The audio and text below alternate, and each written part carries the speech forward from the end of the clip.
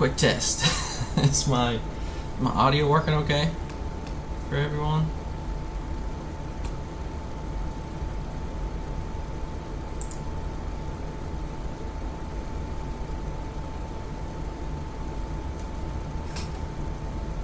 Pull this up on my iPad here.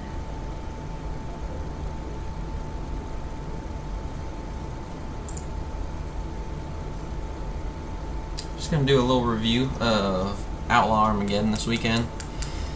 And gosh, what city was that actually? Was it Noble or Lexington? Maybe the locals can help me out there, because if you go on Outlaw Armageddon's website, it says that it's Noble, Oklahoma. But then I asked them, I needed to actually ship a package there, and I was like, hey, I need an address. And then the address was actually Lexington. So I don't know. I don't know if they know. But all in all, it was a really good event. They had a lot of good racing cars that, man, we haven't seen yet this year. I haven't seen yet this year, but for example, like Kayla Morton, that was a really good surprise to have her out there, and she got off the trailer and just started making licks. I mean, so how the event went was Thursday night there was some like test and tune type stuff going on. It didn't matter what car you were in. You were able to go down and test and tune. We've seen big tire, small tire, daily drivers. Everyone was testing, and it was pretty cool to see that kind of mixture. And then Friday, they had like another little test session going on, but there was I don't really know exactly how it happened, but Ryan Hendrickson, you've seen on my video list that there is a small tire shootout, and that wasn't even organized by Outlaw Armageddon. That was something Ryan Hendrickson did, and I guess he started just asking around the small tire guys, hey, I want to do a little small tire shootout tonight, like let's see what happens. And sure enough, they got 8 super nice hot rods on small tire, and it made for quite a show. And they still had a big tire class going out and just doing some shakedowns, getting ready for Saturday. That was pretty awesome. But a lot of the drivers that were in the event on Saturday, they didn't even do a shakedown. I mean, because what was so different about that track was they would scrape that track. Unlike, the NPKs, they scrape it before they get there, but they don't from Friday to Saturday. So, that was something pretty cool. Let's see who we got on here. Brian, hello from Woodstock, Illinois. How's it going, Brian? Mr. Be Real, how's it going? You're from Illinois too? I didn't know that. Mr. Be Real, that's awesome. Brian, we were camped trackside at Cordova, right where Bain hit the wall. How did you like Cordova? Not our hike track, but we race there sometimes. Cordova, that was a cool little track. I really liked the pit setup, and honestly, like the parking situation, everything was a lot better than some of these events. Right, you get to these big events that have nice towers and suites and everything, and that's cool and all for the races. But whenever you're going back and forth from like a camper, usually at those big events, I mean, you're on the back 40, and it's a good half-mile walk to it. So Were you on, Brian? Were you on the left side of the track there? I seen there was a couple campers and stuff over there. I imagine you were on the right side, but were you just kind of hanging out down there at your campsite the whole time? I've seen a lot of people were doing that. That was something that was unexpected at Cordova. Was actually the trackside parking. So.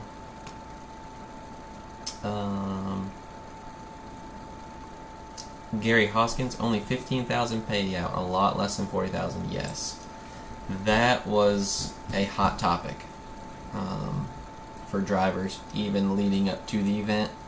So, some guys that may juggle between one point series or another would include Outlaw Armageddon in their schedule, but this year it was just like, no, I'm not. I can't do that. Like, I have a better payout at this event over here, and I'm racing for a championship for this much. I can't take that risk, so I can't blame him. It was my first Outlaw Armageddon that I've been to, and unfortunately there were some names that typically show up there that just didn't, and it was because of the payout. So yeah, good point there, Gary. Mike enjoyed spending time with you and your family at Armageddon. Safe travels on your journeys. Mike, yes, thank you so much, man. It was great meeting you and your family. You guys are great people, and I just I gotta thank you for introducing yourself. You're a member of the fam, and it was really cool getting to meet you guys and hang out. Brian, you and Mr. B are close. That's cool. We were on the left. Oh man, that's awesome. How in the world did you get over there?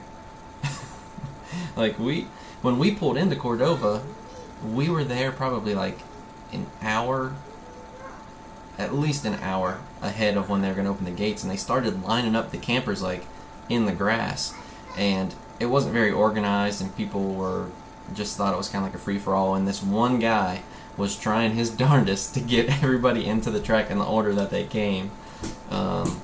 But yeah, we got there pretty early, and we got put on that right side. It wasn't bad. We were right at the quarter mile. You, hang on. Come up here. This is Camden. Say hi. Can you wave at the camera? There you go. Good job. Did you want some milk? Yeah. Okay. We can get you some milk. We can do that. Alright guys, I gotta take a minute. I'm right here in the kitchen, so it'll just be a sec. No, you got it. Okay. Alright, Mama came out of left field. She's gonna take care of him. You want chocolate? Me and the boys went and got our ears lowered today. He's got a pretty sharp little haircut. Love that boy. That's Camden, and he just turned 2 in April. So. Let's see here. Yeah, we were right at the quarter mile on the right side, and it really wasn't a bad spot. But obviously, just filming and stuff, I was just running from the quarter mile clear up to like the 3:30 mark is where I was filming from there. So it was a good little jog, but it wasn't bad. Ron Couch, hey Steve, we finally had the grandbaby. All right, congratulations. Maybe I'll get to some of these races now. I've been glued to your content since NPK National Trails on the farm page. Oh man, Ron Couch, OG from the Welsh Farms page. Awesome, man. Very cool. Yeah, congratulations on that grandbaby. We've had a couple friends here lately have some babies, so yeah, I don't know what was going on 9 months ago, but there was something in the water, I guess. So Outlaw Armageddon, I guess I'll start out with the pit tour. That was really cool. Seeing all those different cars, obviously meeting new people. That goes along with something that I really don't have a part of the channel itself is, meeting and talking to and the relationships that I have with my personal vlog, right? The purpose of the channel is for fans to have the experience of being at the race that just can't be there.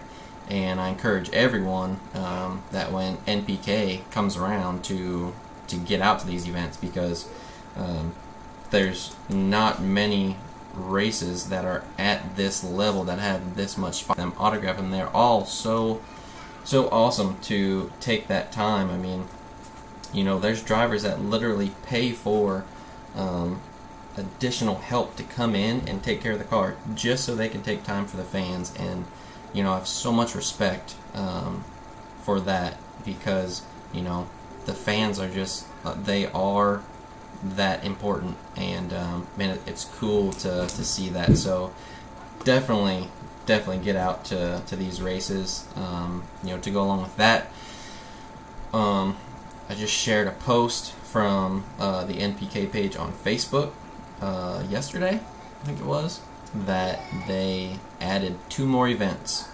one in Louisiana and one in Florida.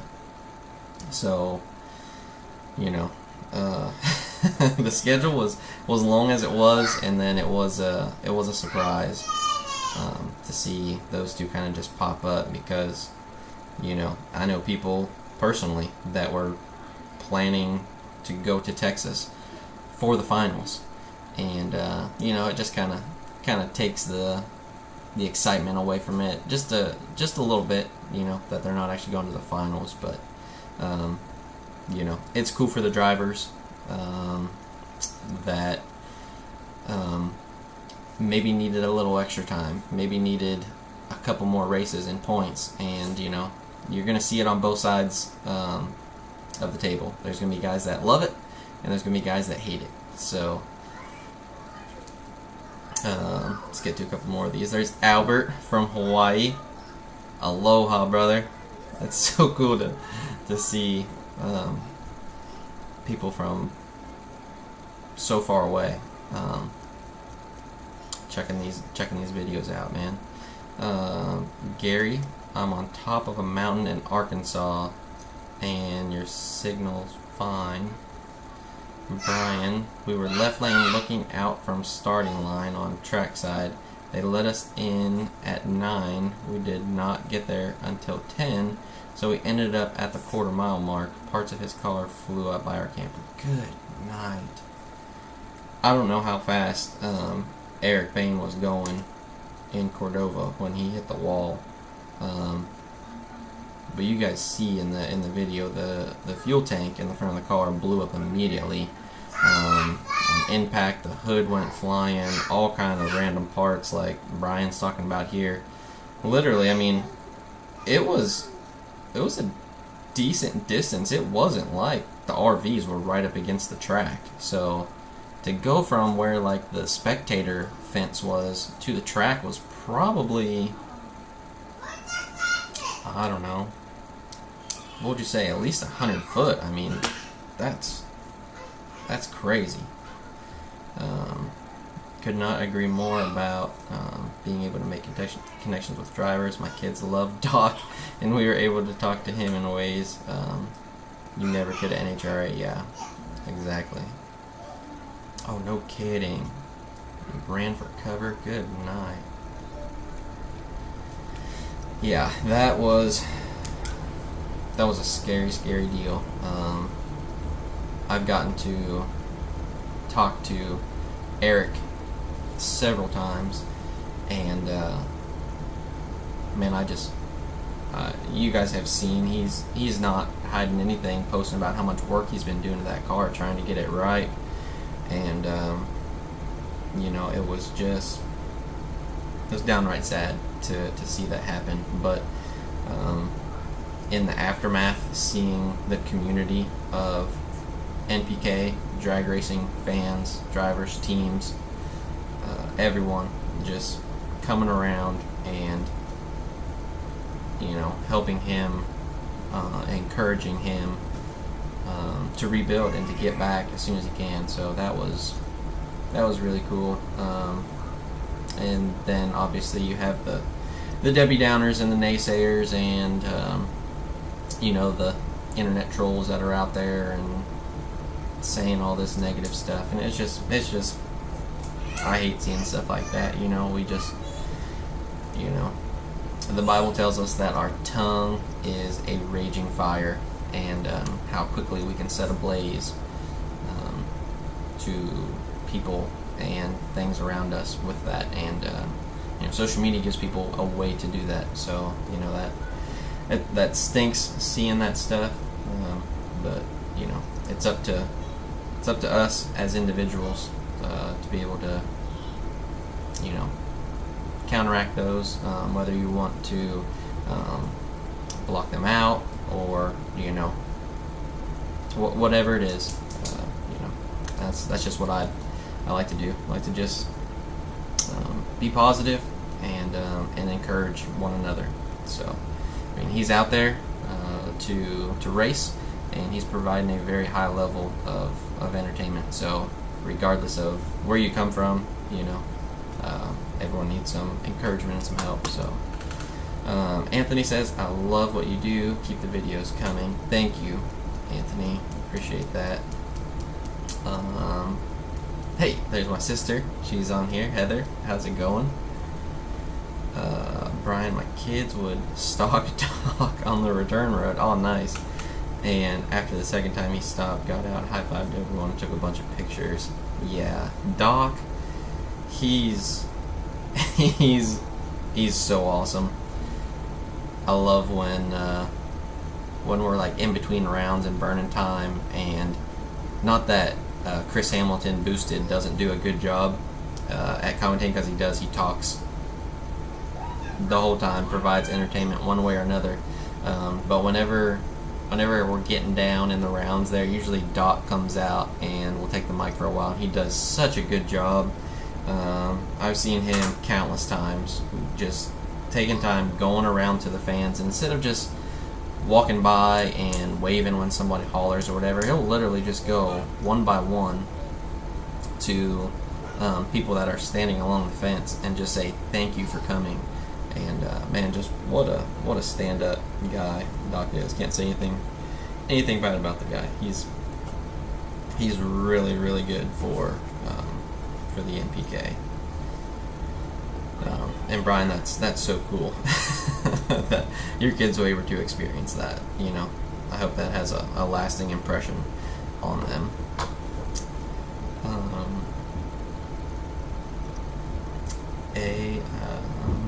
Show, but all the fan stories are ready. Sounds like, yeah, that's a really good point there. You know, we see the side of drivers on the shows and, you know, on social media in ways that, you know, typically happen in one polar emotion or the other, right? It's either they're super happy because something happened and people want you to see that, or something really, really bad happened and they want you to see that, and you don't get to see the middle sometimes, right? The person that they really are, just on the day-to-day. And so yeah, I mean, if you guys would just take some of the things that are put out there with a little bit more of a grain of salt. You know, I've been able to witness that firsthand. It's been really, really cool to get to know the drivers and the teams and their families, just about who they are. So yes, Brian, we were looking for you. We had the Hot Wheel track out. Could have been a play date for our 5. Dude, that would have been awesome. I wish I would have known about that. The only time I was even down that way was when Bane's car was getting put on the hauler. I wanted to get down there and take a look at it. I know they were pulling it off the track and getting it wrapped up and hauled off and everything. So yeah, that was the only time I was down that way. But man, a Hot Wheels track? that is awesome. We have a couple of those ourselves. You know, imagine that with a 3.5 and 2-year-old. But guys, we have a lot of cool things coming up here for No Prep Fam. Tomorrow is going to be a very exciting day. We have a big announcement coming. Something I, only dreamed about ever happening when the channel even started. So excited to share that with you guys. Just be watching. I'll share it across all 3 platforms, obviously. So excited for that announcement. On another topic, merch is coming.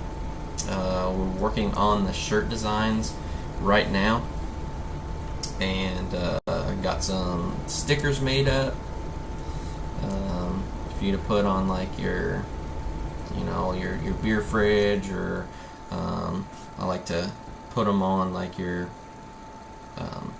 stainless koozies or wherever, So tumblers, sister. No, not yet. Not yet. What else? Oh, yeah. Can't share everything. Gotta watch what I say right now. Tomorrow we'll talk more about it. But just some exciting things coming up. Brian, I'll take 2, 4 if you have kid sizes. Yeah, I appreciate that. Kid sizes are not on the first order, so yeah, maybe we can make a small order. Need to get some for our boys, obviously, and actually I haven't even made the actual order itself yet. So Brian, if you commit to it, man, I'll go ahead and you just tell me their sizes. Send me their sizes, and we'll get some made. That's pretty cool. Mr. B, 100% cotton, please. Oh man, that's funny. Jay, good question. Why have there been so many crashes this year in No Prep? I've had a lot of good conversations with NPK drivers about this topic, actually, and there's a pretty good answer across the table, and it's just because of how fast these NPK drivers are going now. So, I talked to a couple of them, and they say, to think that a no prep car would go under 4 seconds just a few years ago was pretty mind-boggling to think about for some of the drivers. And now we hear of, these guys are really pushing into the 3s right now. We were hearing 3.9s, we were hearing 3.8s, we're even hearing 3.7s right now, 3.7 seconds on in an 1/8 mile, and there's just a lot that can go wrong quickly. I don't know if everyone got to see the view from behind Eric's car, for example, but when he came off the line, his car went straight to the left and it got into the marbles, and when he came back to the right, he was obviously heading across the track, and when he corrected to the left, there just wasn't enough grip there, in between the lanes, and that thing just darted across there. He was easily going, over 100 mile an hour when that happened. I mean, y'all seen the crash there, but it's just because of how fast they're going right now. So many things can happen in that short of time on these no prep tracks, and it sucks to see that happen, but you can clearly see that no one's holding back. There's top names that have hit the wall this year, and this just shows, man, they're pushing the envelope. They're really pushing the envelope.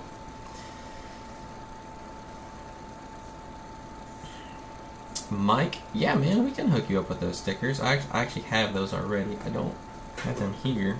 If I had them here, I'd actually show you guys what those are. I need to get them up on the merch site. Actually, I need to just take a picture of them and get that up and going and kind of get that ready.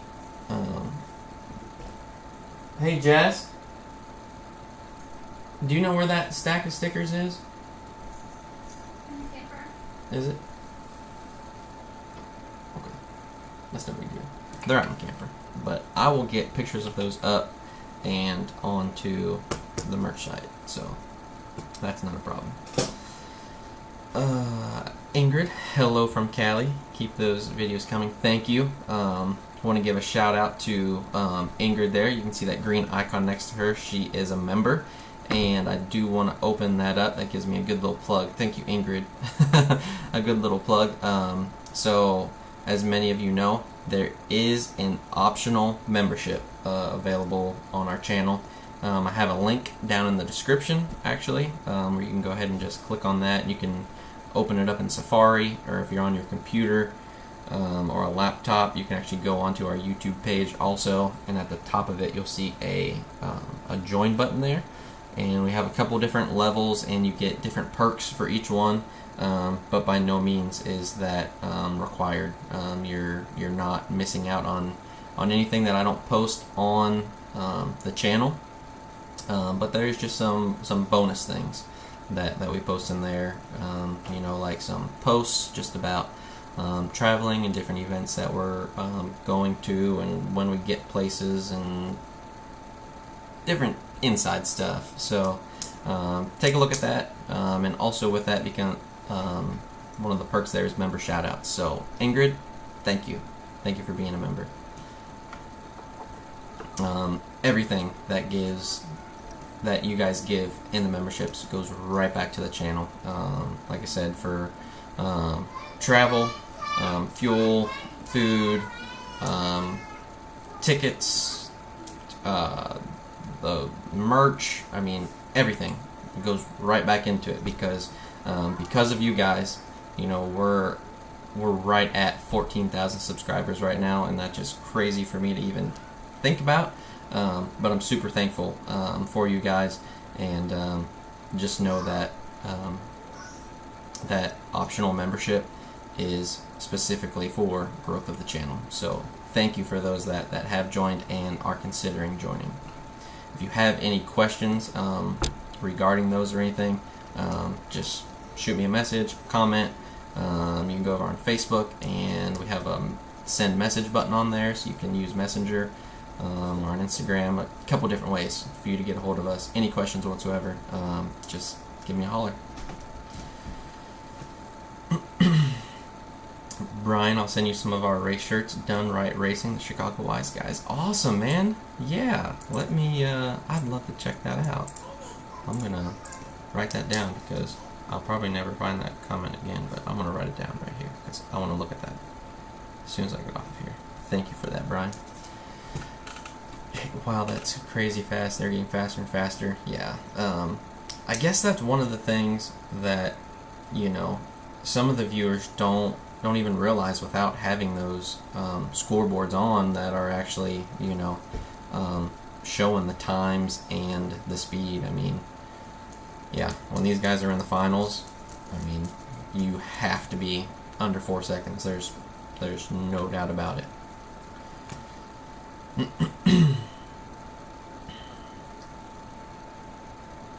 Yeah, yep, good point there, Charles. So I'm saying, because it's no prep, the surface is always sketchy, unlike a prep surface. Yeah.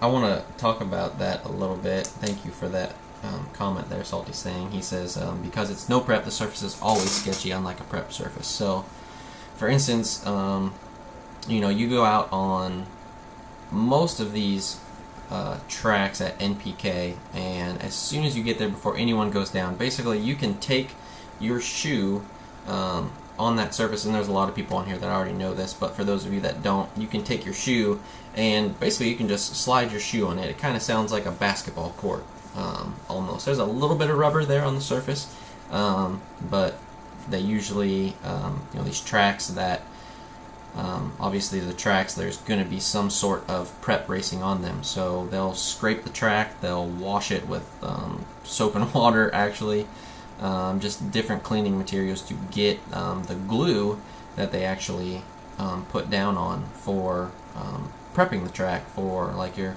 IHRA and most index races, bracket races and everything. So yeah, they basically scrape all that off.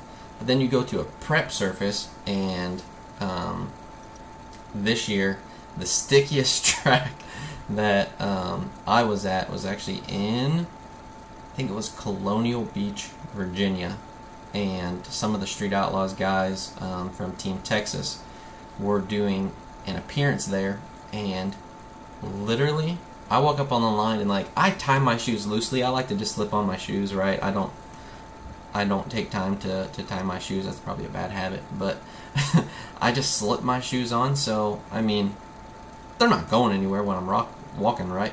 Until you get on a prep surface that's glued. I literally about walked right out of my shoe. As soon as you stepped in the groove, I mean, my foot came up and my entire shoe stayed on the track. So yeah, that just goes to show you the difference between the surfaces. Literally, those NHRA cars are on a glued surface. So yeah, when you see those cars mess up, you know something's gone bad wrong. There's some, oil down on the track, or they were just pointed way out of the groove and drove it too far into the marbles. Like, obviously there's a lot that can happen, but that just goes to show you the big difference between prep and no prep. A lot of people complain at the tracks that it's not legit, no prep, but let's face it, these guys are at a very high level of competition, and when you're going into the threes and going 200 miles an hour, I don't blame them for leaving a little bit of rotor, especially on the top end. I'm okay with that. So thank you for those comments. Some of our guys raced, Brian says, some of our guys raced them in Joliet for the 504 show for next season. They said their cars are insane fast. Joe Z was there, and he said it was legit. Oh, no kidding. Yeah, I heard a little bit about that filming going on in Chicago. I'm looking forward to that. Greg says, who's your favorite driver? I get asked that pretty often, and this year I literally can't pick a favorite.